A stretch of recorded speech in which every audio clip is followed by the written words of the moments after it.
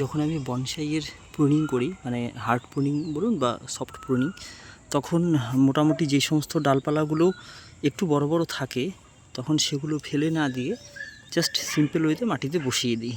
তো সেভাবেই আমার দেখুন দুটো পটে আমি বসিয়েছিলাম কিছু চায়না বটের, মানে ফাইকাস মাইক্রোকারফা যেগুলো হয় তার কিছু ডাল। তো এখানে দেখুন প্রত্যেকটা ডাল মানে বেশ অনেক দিন হয়ে গিয়েছে, বেশ কয়েক মাস হয়ে গিয়েছে। তো গাছগুলো এখন প্রচুর বড় বড় হয়ে গিয়েছে। তো এই সময় রিপোর্ট করে ফেলবো এখন গাছগুলো, যদিও আগে করা দরকার ছিল কিন্তু সময়ের অভাবে করতে পারিনি তখন। তাই এখন এই গাছগুলোকে রিপোর্ট করে ফেলবো। মাটি যা তৈরি করা ছিল সমস্ত মাটি মানে পুরনো গাছ রিপোর্ট করায় শেষ হয়ে গিয়েছে। তো মাটিও আজকে ঝটপট একটু তৈরি করে নিলাম, যদিও মাটি একটু রেডি করে রাখলে ভালো হয়। অন্তত 1 মাস বা কম করে 1 মাস তো রাখা দরকার, 1 মাস বা 3 মাস হলে আরও ভালো হয়। মানে মাটি যত পুরনো হবে তত গাছের গ্রোথ ভালো হয়। 3 মাস 6 মাস যদি রেখে দেওয়া যায় সেই মাটিতে গাছের খুব সুন্দর গ্রোথ হয়, গাছের শেকড় সেই মাটি খুব সহজে ধরে নেয়, শেকড়ের গ্রোথ খুব সুন্দর হয়। তো মাটি সবসময় পুরনো ব্যবহার করার চেষ্টা করবেন আপনারা। তো আমার শেষ হয়ে গিয়েছে বলে এই নতুন মাটি তৈরি করা মাটিতেই বসিয়ে দিতে হচ্ছে, অগত্যা কিছু করার নেই আমার এই মুহূর্তে। তো এই গাছগুলোকে রিপোর্ট করব আমি। যারা ভিডিওগুলো দেখেছিলেন আগে বুঝতে পারবেন, ছোট্ট ছোট্ট গাছ ছিল, মানে ছোট্ট ছোট্ট কাটিংগুলো আমি জাস্ট বসিয়েছিলাম এই পাত্রগুলোর মধ্যে। এখানে দেখুন কত বড় বড় হয়ে গেছে গাছগুলো।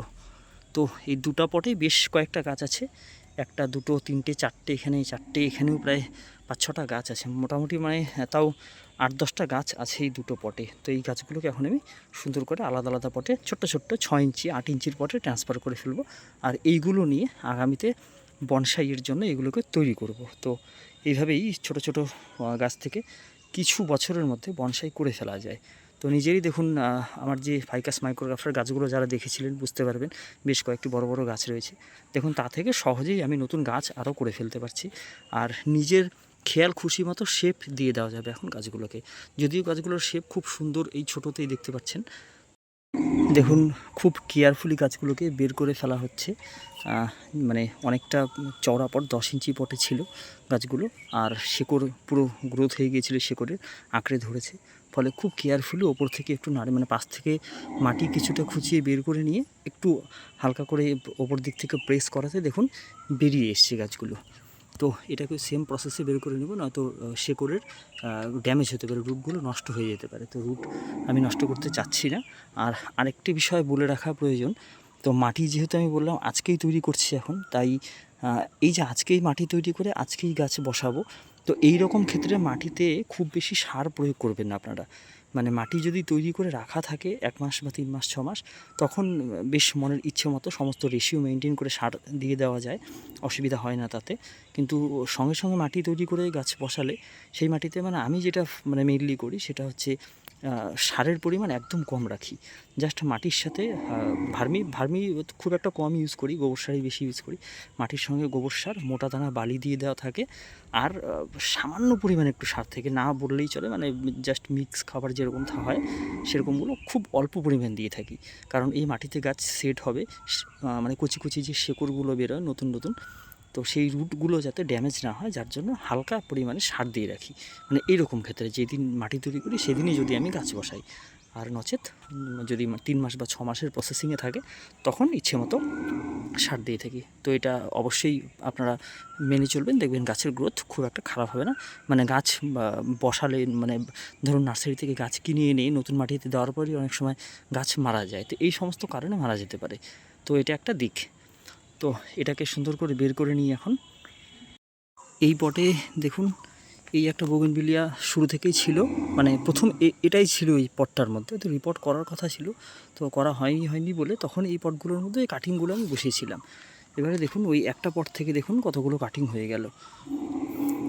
1 2 3 4 5 6টা গাছ যদিও, কিন্তু এই দুটো একই জায়গায় শেকড় লেগেছিল বলে এটাকে আর আমি সেপারেট করলাম না, এটাকে আলাদা করলাম না।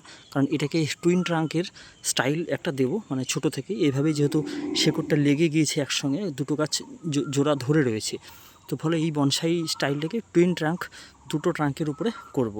আর এইগুলোকে আলাদা আলাদা সেপারেটভাবে বসাবো। আগামী দেখবেন কিছু মানে মাসের মধ্যে এদের খুব সুন্দর গ্রোথ, কারণ সামনেই বর্ষা আসতে চলেছে। বর্ষায় দারুণ সুন্দর গ্রোথ নেবে এগুলোকে কাটিং প্রুনিং করে ফেললে। তারপরে কয়েকটা বছরের জাস্ট অপেক্ষা, ছোট থেকে দেখবেন এই গাছগুলো কীরকম সুন্দর সুন্দর শেপ নেয় আগামী 2-3 বছরের মধ্যে। জাস্ট এই পটের গাছগুলোও তুলে ফেলেছি, দেখুন কী সুন্দর, দেখুন শেকড়ের গ্রোথ, এত সুন্দর গ্রোথ। আর সবগুলো কাটিংই মানে সবগুলো কাটিংয়ের শেকড়ই মিলেমিশে একাকার হয়ে গিয়েছে। তো এগুলোকে একটু পার্ট পার্ট করে আলাদা করে ফেলতে হবে এখন। এই টবের প্রত্যেকটি গাছকে সেপারেট করে ফেলেছি। মোট দেখুন 6টা গাছ হয়েছে।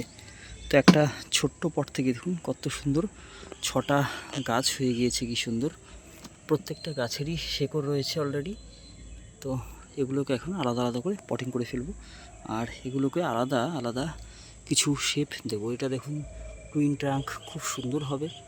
আর এগুলোকে একটু ভিন্ন শেপ দেওয়ার পরিকল্পনা রয়েছে। তো তা নিয়ে আগামীতে যখন ভিডিও করব তখন এই প্রত্যেকটা গাছকে আপনাদের সঙ্গে শেয়ার করব কিভাবে এদের পরিচর্যা চলছে।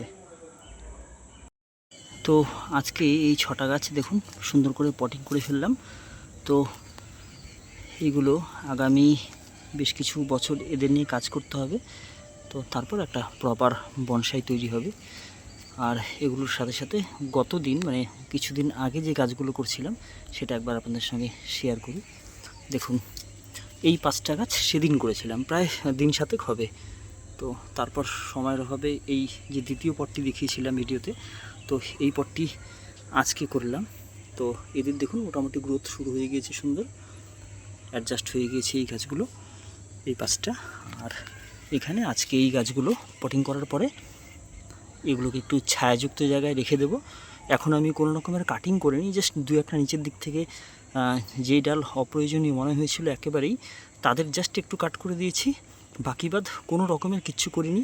গাছগুলো আগে মাটির সঙ্গে সেট হোক, একটু গ্রোথ নিক, তারপরে এদের যে শেপ দেবো সেটা নিয়ে ভেবে ভেবে কাজ করব ধীরে ধীরে।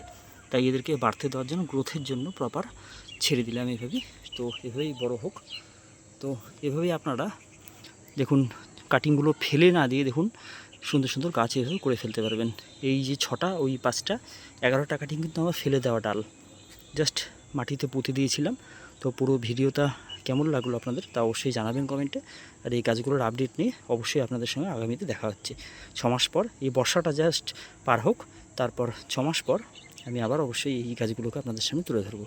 তো ভালো থাকবেন সবাই, আবারও কোনো অন্য ভিডিওতে আপনাদের সঙ্গে দেখা হচ্ছে খুব শীঘ্রই।